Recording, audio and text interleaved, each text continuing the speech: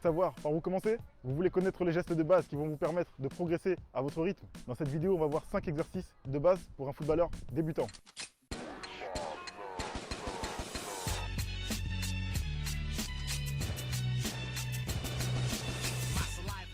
Premier exercice, la conduite de balle. Elle sert à vous déplacer sur le terrain, ballon au pied. Plus votre conduite de balle est maîtrisée, plus il est difficile pour l'adversaire de vous intercepter. La surface de pied à utiliser, c'est le bout de l'extérieur du pied.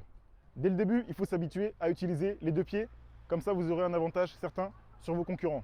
Premier exercice, la conduite de balle pied fort. Sur une distance d'environ 20 mètres, avancez avec le ballon et faites des allers-retours. Deuxièmement, vous pouvez faire le même exercice, mais cette fois avec votre pied opposé, appelé aussi pied faible. Donc au fil du temps, il faut essayer de conduire votre ballon sans regarder vos pieds, parce qu'en situation de match, il faut lever la tête pour analyser le jeu. Troisièmement, vous pouvez placer des plots et faire des slaloms avec votre pied fort, puis faire des slaloms avec votre pied faible. Cet exercice vous permettra d'améliorer votre maîtrise du ballon. Deuxième exercice, le jonglage. Le jonglage consiste à faire rebondir le ballon sans qu'il ne touche le sol. La maîtrise de cet exercice découle sur plusieurs aspects techniques. Elle permet de réussir vos contrôles, elle permet d'avoir une meilleure conduite, elle permet aussi d'avoir une meilleure touche de balle. Pour débuter, vous pouvez laisser un rebond entre chaque toucher de balle. Cet exercice vous permet de faire vos premiers contacts avec le ballon et vous adapter au geste final par la suite.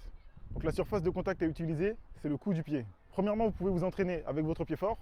Deuxièmement, avec votre pied faible. Donc au fil du temps, vous serez plus à l'aise et vous pourrez jongler sans les rebonds. Frapper le ballon assez haut vous permet de répéter l'exercice. Pour jongler sans les rebonds, gardez les yeux rivés sur la balle et frappez avec le coup du pied. C'est en répétant l'exercice que vous progresserez. Pied fort dans un premier temps, puis pied opposé. Vous pourrez ensuite jongler les deux pieds alternés. Troisième exercice, le contrôle. Ici, on s'intéressera à deux types de contrôle. Le contrôle de l'intérieur et le contrôle de la semelle. C'est le geste le plus important au football car c'est celui qui permet d'enclencher une action. Si le contrôle est manqué, l'action sera prématurément terminée. Un contrôle réussi permet d'enchaîner un tir, une passe, un dribble ou toute autre action. Premièrement, le contrôle de l'intérieur.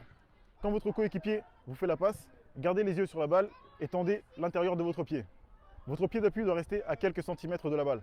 Vous pouvez soit vous exercer avec un coéquipier, soit frapper le ballon contre un mur. La plupart des grands joueurs ont passé des heures à frapper le ballon contre un mur pour travailler leur passe, leur contrôle, etc. C'est le cas notamment de Zinedine Zidane. Deuxièmement, le contrôle de la semelle. Il est utile quand vous avez un adversaire qui vous colle au marquage dans le dos. En contrôlant le ballon de la semelle, ça vous permet de maîtriser le ballon et mettre votre corps en opposition au défenseur derrière vous. Pour réussir ce contrôle, il faut tendre la semelle, puis mettre le pied sur le ballon. Après votre contrôle, vous pouvez faire une passe ou tenter un dribble par exemple. Quatrième geste, le crochet. C'est le dribble de base qui permet d'effacer un adversaire.